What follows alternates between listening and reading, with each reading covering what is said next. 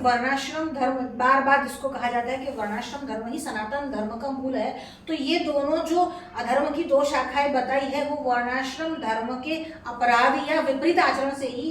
अरे हमारे यहाँ भगवान शंकराचार्य जो आचार्य पीठे हैं, इन आचार्य पीठों पर जब शंकराचार्य आते हैं तब उनके आने से पहले उनकी जो बिरुदावली बोली जाती है उसमें आता है वर्णाश्रम शिक्षका, वर्णाश्रम सदाचार शिक्षका। वर्ण और आश्रम के धर्म का प्रतिपादन करने और सिखाने वाले वो शिक्षक है।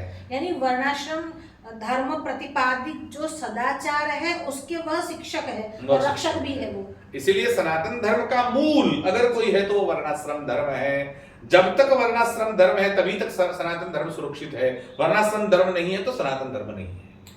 और हमने ये भी सुना है कि वर्णाश्रम धर्म जब तक शेष है तभी तक संन्यास का अधिकार भी है। बिल्कुल, पांचों चीजें उसमें आई है। कलौ जो है हमारे यहाँ कलिवर्ज प्रकरण पूरा चला है, उसमें 5 चीजों का मना किया है। अश्वालंबम, गवालंबम, संन्यासम, फलपैतृकम, देवराज्य सुतोत्पत्ति, कलौ पंच विवर्जित।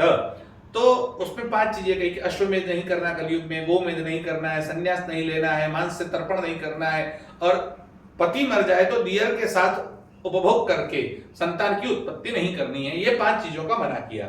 लेकिन संन्यास के विषय में देखते हुए आगे के श्लोक में लिखा कि जब तक वर्णाश्रम धर्म शाश्वत है तब तक आप संन्यास ले सकते हैं। वर्णाश्रम धर्म समाप्त हो गया क्योंकि संन्यास का अधिकारी कौन है? तब ब्राह्मण, क्षत्रिय, वैश्य, इन तीनों को संन्यास का अधिकार है। उसमें भी दंड संन्यास लेना हो तो ब्राह्मण का अधिकार। तो ये सब बातें हैं, लेकिन संन्यास का अधिकार वर्णाश्रम से निहित है। इसीलिए वर्णाश्रम से ही संन्यास सुरक्षित है।